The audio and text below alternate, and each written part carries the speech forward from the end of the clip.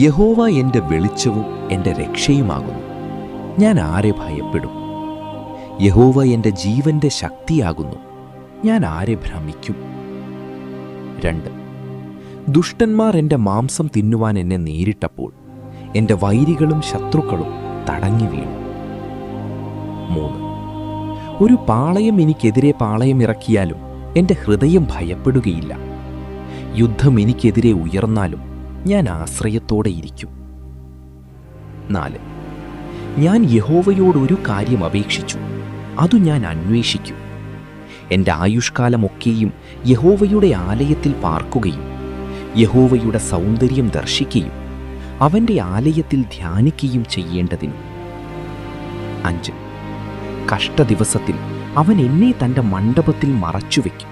എൻ്റെ സന്നിധി അന്വേഷിപ്പിൻ എന്നു നീ അരുളി ചെയ്തപ്പോൾ എൻ്റെ ഹൃദയം നിന്നോട് പറഞ്ഞു, യഹോവേ, ഞാൻ നിന്റെ സന്നിധി അന്വേഷിക്കും.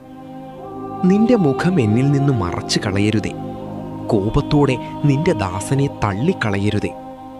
നീ എനിക്കു സഹായമായിരുന്നു. എൻ്റെ രക്ഷയുടെ ദൈവമേ, എന്നെ ഉപേക്ഷിക്കരുതേ, വിട്ടുകളയരുതേ. എൻ്റെ അപ്പനും അമ്മയും എന്നെ ഉപേക്ഷിച്ചാലും യഹോവ എന്നെ കൈക്കൊള്ളും.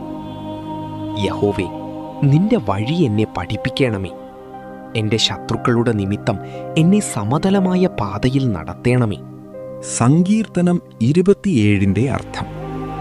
ദാവീദ് എഴുതിയ ഈ സങ്കീർത്തനം വിശ്വാസവും ധൈര്യവും ദൈവവിശ്വാസവും കുറിച്ചുള്ള ശക്തമായ പ്രാർത്ഥനയാണ്.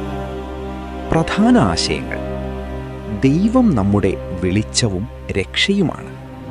ഭയവും പ്രശ്നങ്ങളും വന്നാലും ദൈവത്തിൽ ആശ്രയിക്കുന്നവർക്ക് ധൈര്യം ലഭിക്കും. ദൈവസന്നിധിയിലുള്ള ജീവിതം. ദാവീദ് ദൈവത്തിൻ്റെ സന്നിധിയിൽ പാർക്കാനാണ് ഏറ്റവും കൂടുതൽ ആഗ്രഹിക്കുന്നത്.